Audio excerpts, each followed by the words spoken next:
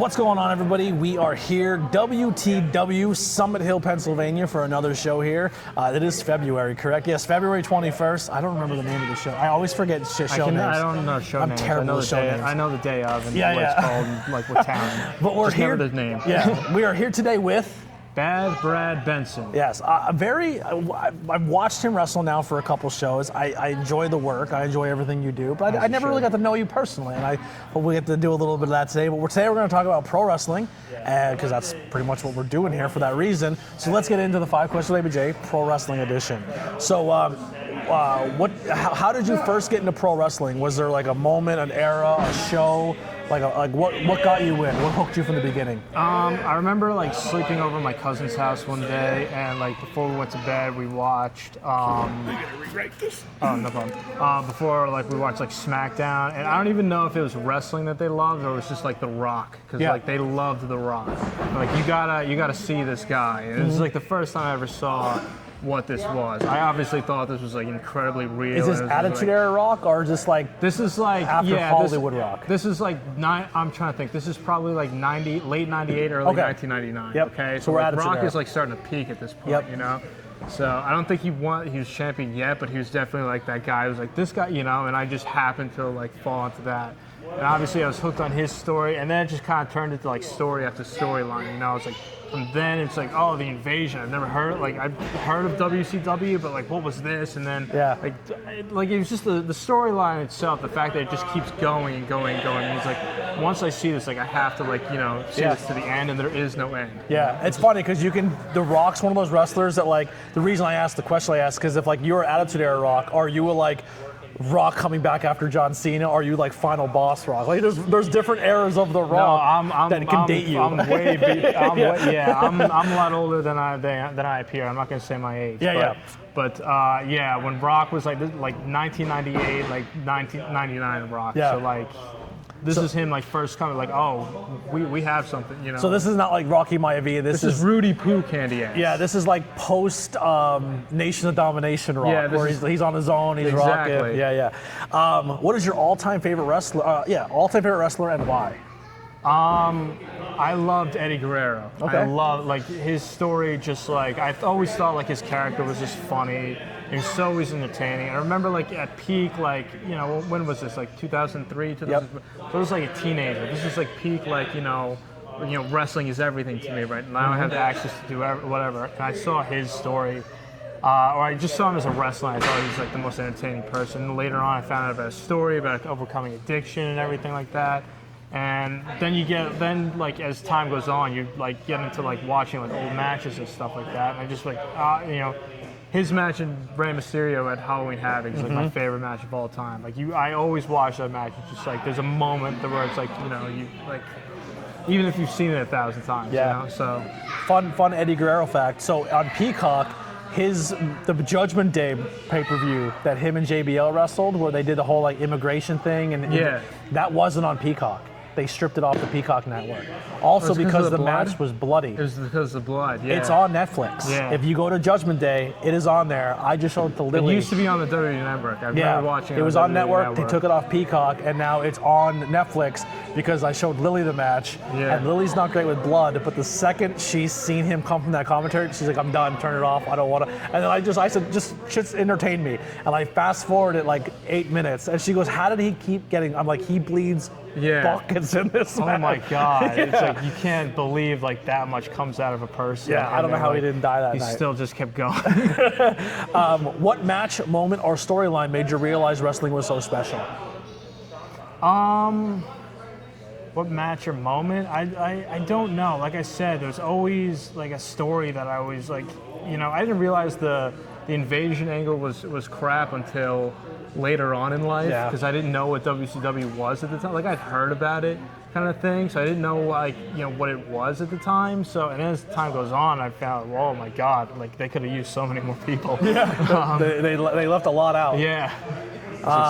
Is there one that sticks out to you when you think like a storyline, like one that like, oh boy, this storyline was really like influencing me? Not as like a kid, you know. Like there's stuff as time goes on, like that, you know. like the RVD and ECW kind of thing, like Yeah. where it's like he cashes in, he has the opportunity to do whatever he wants with this briefcase, but he calls his shot and it's like, I'm gonna put you in like in this building that's sold out 1,000 times with a bunch of and it's just like this giant like booze and just like F you Cena and throw him. What a great show. Exactly. It's the closest we got to ECW that was controlled by WWE that we ever had. It's everything. Every other like tribute is just down south from there. That's as far as you can go. Yep. What's in a wrestling opinion that you'll defend no matter what or how much heat it'll give you? I don't know. I I guess like wrestling, like a specialist or whatever like that will like they know shit. Like you like they don't really know. Like I'm trying to think. I don't mean to make any fun of anybody in particular. Good. Yeah. But there's one guy where it's like, hey, who's gonna win? Like whatever, CM Punk or Seth Rollins. And they'll answer like, well, it's probably Punk. I mean, it might be Rollins, but it could be Punk. Like, there's a lot of, like, it could be Punk, but it could be Rollins. I can see them doing Rollins. Yeah. Like he has this opinion, and whether he's right or wrong, he's got it, whatever like that. Like, this person, like, observed, like, got this right. So like the dirt sheet guys where they kneel, like wrestling fans, like maybe I could word this a little differently, but like the wrestling fan who always feels like they need to be right. Exactly. Like and I feel like wrestling is so to a point where it's like it's still entertainment. It's not like you're watching a football game. And even if you are watching a football game, sure, you want that team to win, but you still want to see the competition. And I feel like a lot of wrestling fans, even like insiders or the dirt sheet people, like they can't just enjoy the art form for what it is. They have to be correct on picking who's going to win and why. But like I said, like at the time, because I didn't know what WCW was, I thought the invasion was insane. Yep. Because I'm 10, 11 years old, and like this is insane. And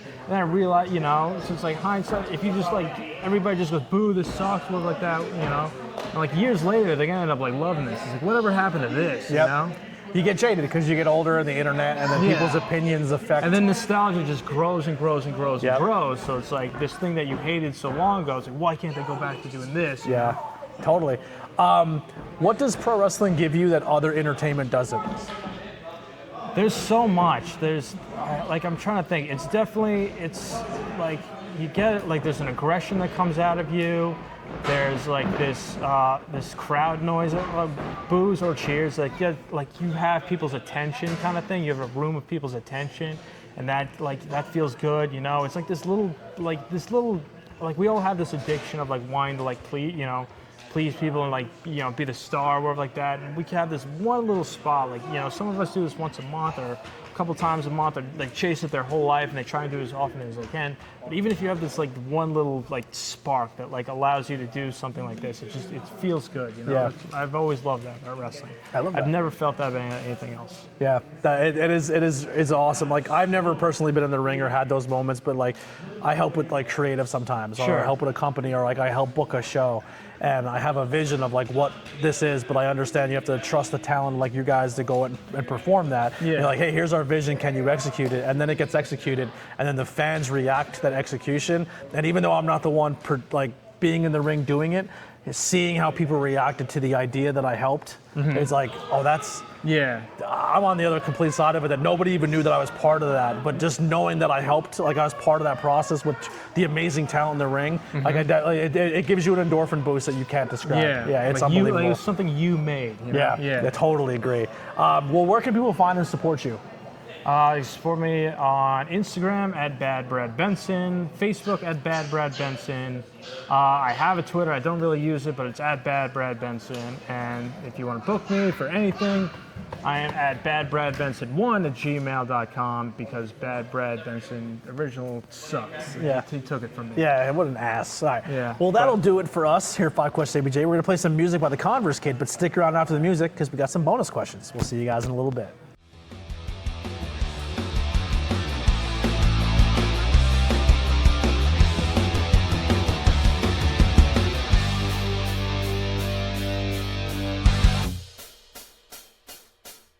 We're back. bonus questions. You are the first person. I used to do this before. I had different questions, but it was like the tornado tag version. Okay. And then I kind of just got rid of it and just made it pro wrestling. So that you're actually the first person to do these sets of questions, which is kind of exciting. Cool. But we have 3 bonus questions now instead of the 1 question.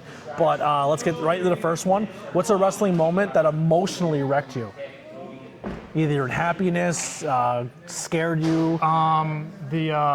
The Jericho Kevin Owens list moment. Oh, that was a good one. That where they get you towards, like, as they always tease it, and they get you towards the end, and then he goes like what, like, why is my name on this? And they just slowly, and it's like, oh. The list of KO. I remember just like being over there, just like, oh, like just dropped. And the finger. Remember the finger moment where he kept putting his finger on the rope and Kevin Owens literally beat the shit out of his finger?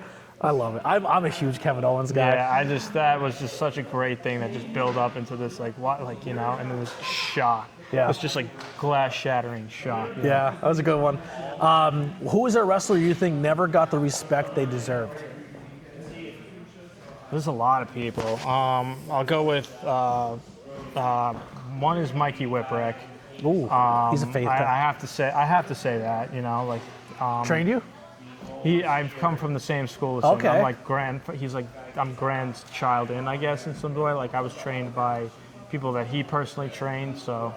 We know what's insane about Mikey is he's the perfect person to say for this because never got the respect they deserve. But in our industry, he's made so many people. Yeah, not only he made so many people, but there's a whole idea of a character that when people say, hey, I need you to, we're going to do the Mikey Whipwreck, or we're going to do that storyline, we're like, you're just the complete underdog. Yeah. Like, the idea of an underdog story is referred to as the Whipwreck story, or Exactly. Mikey Whipwreck. Like, he coined that. Like, And, like, he did it perfectly. he did it so well. People talk and say Stone Cold was born on the Austin 316 promo, and I strongly disagree. I think Stone Cold really came into his own wrestling Whipwreck at ECW. Yes, absolutely. Like, that's the birth of Stone Cold. Yeah, that's Like, where he just, like, he got to finally, like, let go and be himself, and he worked with Mikey, and, Yeah. and like, he became, like, that character. That's a great pick. I love Whipwreck for that pick. Is there anyone else we're just gonna leave it at that? There's probably a bunch of other people. It's just, there's people on the independents too who are Yeah. like, why have you not got signed yet? So I'll leave it at that one, because again, I could go on with that. I love that. Love that. The comments are always open. If you guys have your answers, just say, hey, this is my answer to this one, and keep the comments going. But the last one here, if you can book one dream match, now here's where I'll put a caveat. It could be independent, it could be television, and it could be any time frame. So even if someone's no longer with us, like, what is 2 people you would love to see in a matchup for your dream match? And you could be selfish and put yourself in there too. I'm not gonna put myself. I don't want to see me wrestle anybody. I'll wrestle whoever, but I don't want to see it. Like you versus Macho Man or something. I'd love that, but that Kurt Angle, Bret Hart, like, I think. Ooh. I've heard Kurt Angle say that a couple times, and I was like, every time he says it, it's like, ooh. That would have been fantastic. Yeah. Yeah. I love So it. I'd throw that one there. Yeah. You want to throw another one? Everyone always talks about when Macho Man was going to re-sign and he didn't, and he went to WCW. One of the biggest things is he wanted to retire, but he wanted Shawn Michaels to retire him in that Sexy Boy era. And I was like, man, him and Shawn Michaels and Macho Man on like a retirement angle storyline would have been unbelievable. Yeah. But they were like, no, we just want you on commentary. He's like, well, then I'm out of here, brother. And then he went to win 3 World Championships. Yeah. Had a career resurgence. Yeah. I mean, most you can get by being next to Hulk Hogan in WCW, but he did his thing. Any other ones you want to throw out there? Do you want to throw some 2 independent guys in? Maybe make the people at home research independent people? Sure. There's a tag team. If you don't know them, they're called the Slime Balls. Oh, I love those guys. Yes. They're killing it in NWA right now. And there was a tag team in Long Island about 6 or 7 years ago called the Benson Bros. Okay. And if those Benson Bros could have faced Slime Balls today, Okay. that I think about that a lot. Slime ball. When you guys can't see them, but Misery Inc.'s in the ring. Slime balls and Misery Inc. would be a fun match. That would be a great match. Yeah. I'd look forward to that. I don't know if they're Long Island guys. I don't know they're Jersey, but the Audacity. Audacity or Long Island. They're fun. They're fun guys too. Yeah, absolutely. Yeah, but They're Slime one of balls. my favorites. They just customized their NWA tag teams. Did you see that? I did see that. That's yeah. awesome. They're good guys. Yeah. They work very, very hard. They're very entertaining. And someone said in the comment section, I was watching the video on TikTok, and they said if the Nickelodeon era created a tag team, it would be the Slime Balls. Like that old school Nickelodeon, like all of that. Like they would have fit right into that. I could definitely see that, yeah. I could see them like as a cartoon, like those 90s cartoons. 100%. Like that, they were amazing. Even the video of them like making the belts and like being goofy. I'm like, this is like a Nickelodeon skit. Yeah, they're so great. Look up the Slime Balls and give them love. That'll pretty much do it for us. 5 questions with ABJ. We'll see you guys next time on the next one. If there's a guest you want to see, let us know and comment below what was your favorite question or how you would have answered it, because engagement helps. And follow him on all social media. You have like a merch page that people can buy stuff online? I don't. You're just gonna have to see me live. Show up at a show and buy one. Show up to WTW. There it is. We'll see you guys next time. We're out of here.